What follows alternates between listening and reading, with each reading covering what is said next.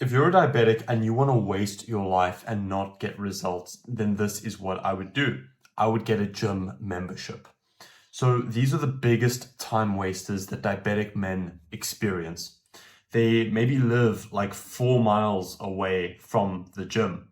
So they have to drive 12 minutes there and they have to drive 12 minutes back. Then they have to spend 5 minutes packing and unpacking a gym bag. Okay?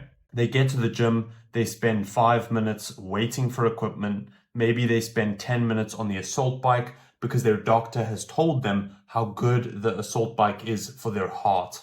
And then they say, you know what? I want to build some muscle. I want to build some shoulders, some biceps.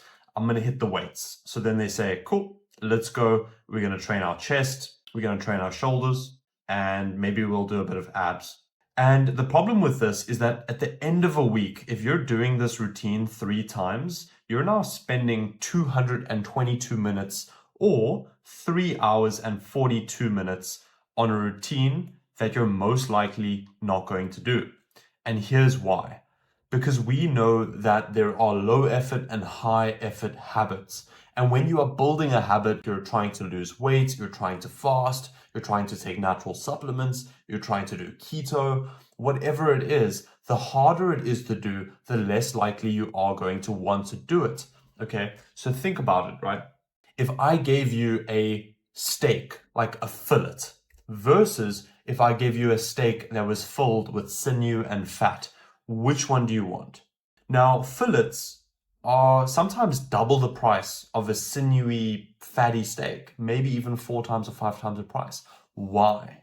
Because it's easier to digest, it's easier to eat, it's easier to chew, and it's easier to enjoy.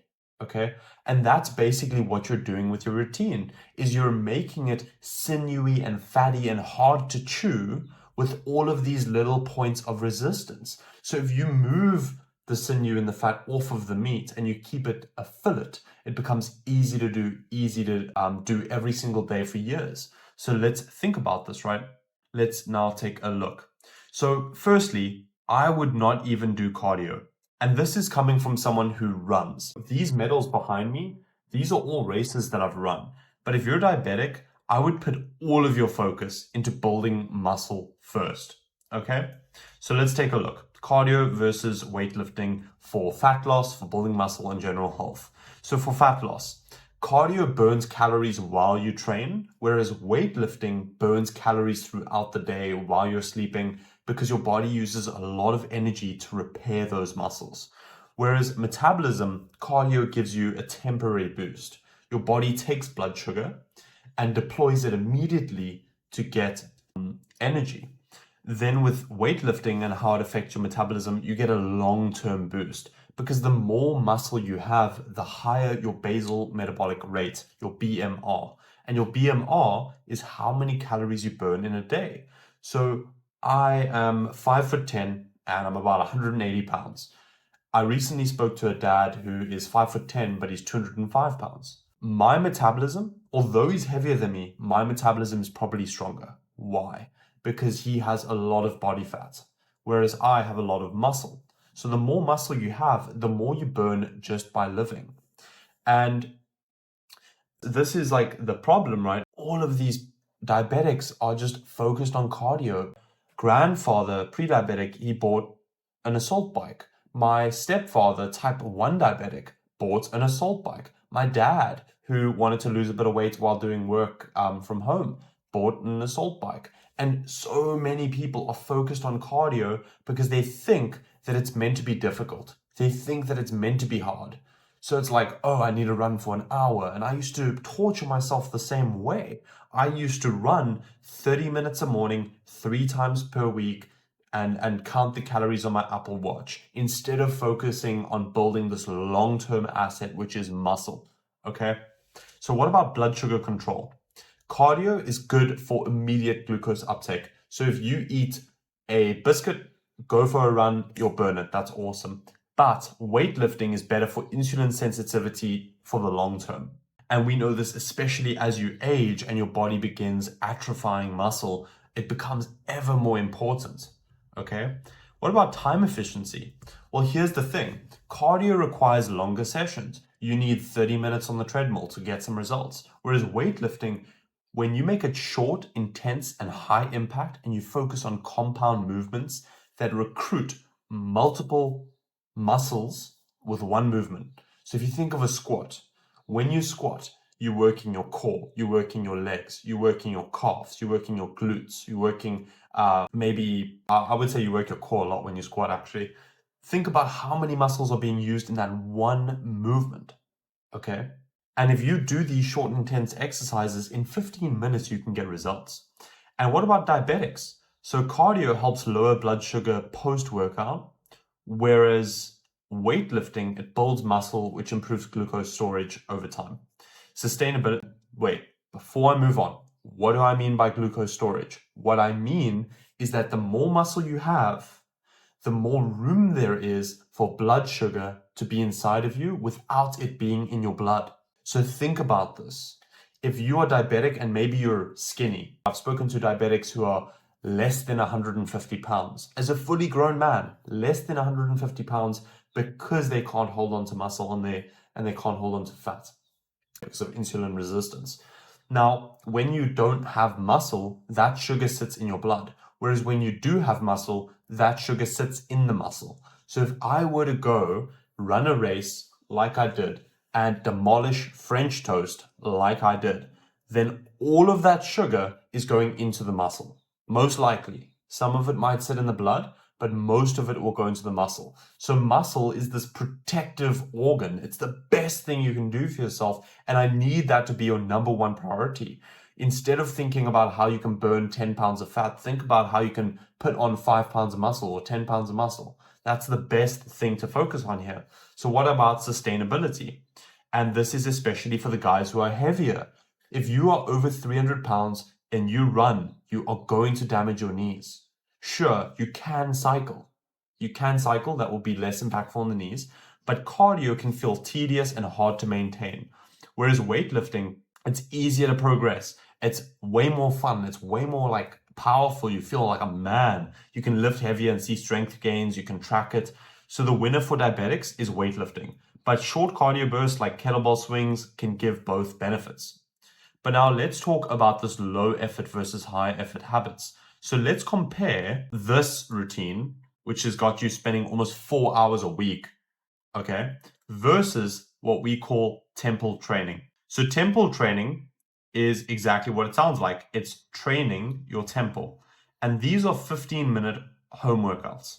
And we do this 3 times per week. So let's say you train on a Tuesday, a Thursday, and a Sunday. All it takes is a kettlebell. You can do this before work. You can do this before taking your kids to school. Or you can do this before dinner. Maybe you get home in the evenings around 6 o'clock. You can do a 15-minute home workout and have dinner with your family at 7 o'clock. So let's think about effort, right? So let's compare this routine, which is high effort, versus temple training, which is low effort. So barrier to start, low effort. When you temple train, there is no commute, there is no prep, you just grab a kettlebell. Versus when you go to the gym, you have to pack a bag, you have to drive, you have to sit in traffic, and you have to wait for equipment, and you have to find parking, okay? Time investment.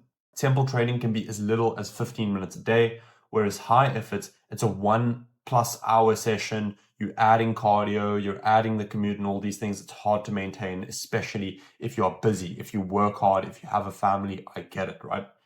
Consistency. Temple training, it's easy to do daily and it builds discipline and you stack wins and you build back your confidence, which is the best thing ever. It's the best feeling ever. Whereas the high effort habit, if you miss one day, then it builds more resistance. So if you are supposed to go on Monday and Wednesday, if you skip Monday, then more resistance is built on Wednesday and it's tougher to go because you now associate that habit with difficulty. So then you might think, oh, I'm going to skip this whole week. Temple training, it feels effortless and there's no procrastination. Whereas going to the gym, if it's raining outside, you're like, ugh, I don't want to go. I don't want to drive and sit in traffic and be in the rain and find parking. That sounds horrible, okay? Especially if you want to finish the session with a treadmill or an assault bike. No one wants to do that. Now, what about the results? So the low effort, because you're more consistent, small daily efforts compound over time, and that's where you get those long-term wins. Whereas The high effort burnout can create these spikes of motivation and action taking, and then you stop taking action. And that's where you get, these spikes of motivation and getting results and then crashing. Motivation getting results, crashing. Motivation getting results, crashing. Whereas with tempo training, what you're going to see is you're going to see a consistent uphill climb, okay, which is what we want over years. This is what we want. So let's hear from the research. Muscle mass directly lowers diabetes risk, even independent of body fat. So they did a study in 2022. They took 1,764 adults between the ages of 20 to 49. So if you're over the age of 40, don't use this as an excuse. And they found that that every 1% decrease in muscle mass relative to body weight increased diabetes odds by 31% in men and 24% in women, even after accounting for fat distribution. Here are some key insights. So skeletal muscle, which is the muscle that wraps around your skeleton, is the body's primary glucose disposal site. This is where your body sends sugar to be burned, okay? So the more muscle, the better blood sugar control, regardless of belly fat. So here is an actionable step: to focus on compound lifts with a kettlebell. So that's squats, deadlifts, push-ups, or rows, to maximize muscle growth, because even the small gains matter. Strength training beats cardio for long-term blood sugar control. A 2019 study by the Mayo Clinic, I love the Mayo Clinic, they took 4,681 adults, okay, for 8 years, over 8 years. So long-term game here. Okay, if you're 30, think about your 40s. If you're 40, think about your 50s. If you're 50s, think about your 60s. 8+ years.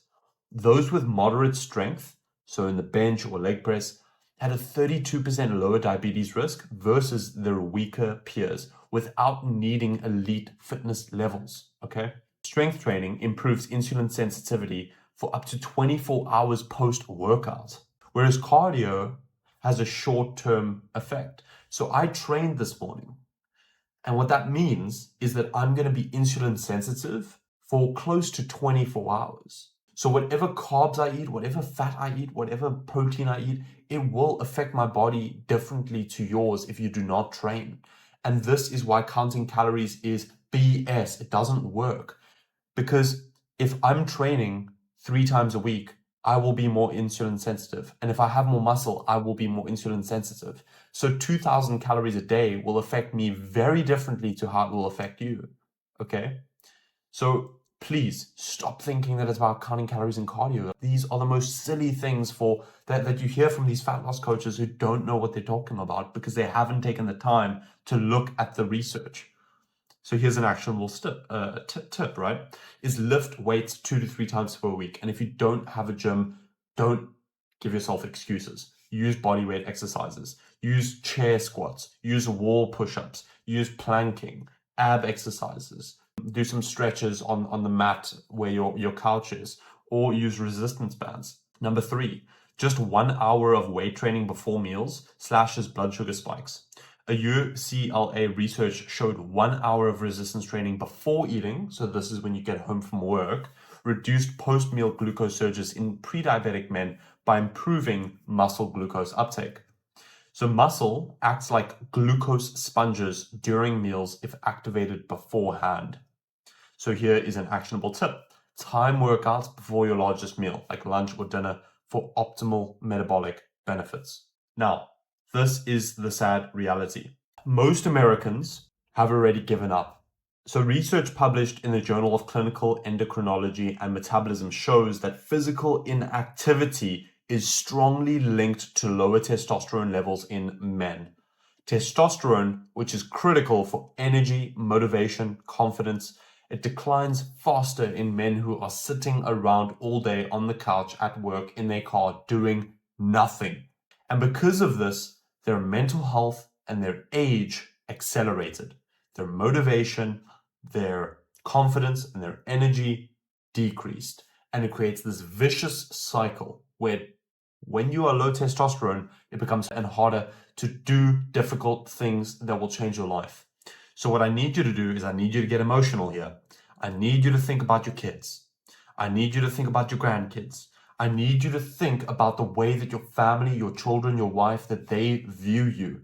Because if you are not where you want to be, it is most likely because you are making it too hard for yourself. You are thinking that it's about counting calories, that it's about strict diets, that it's about spending hours on the treadmill, that it's about sitting in traffic on the way to the gym, when in reality, it can be easy, it can be effortless, it can be a part of your life so that you can achieve metabolic freedom, which is having enough muscle and having the mindset, the beliefs, the character traits, and the habits instilled in you so that it's easy to keep body fat off, it's easy to keep muscle on, and it's easy to keep your blood sugar stable so that your A1C is down and you are off of medications. So please develop a routine with kettlebells, okay? If you want my help doing this and changing your life, you can book a free call in the description of this video. It will be maybe 10 or 15 minutes, and I'll share with you some of the results that my guys are getting, some of the results that you can get, how long it takes, and how we completely do it for you, and we're in your corner every step of the way with Holy Health. My name is Benjamin Green. Thank you for making me a part of your day. You stay blessed by God, and yeah, keep blessing, keep serving, keep doing the Lord's work, and keep showing up for others.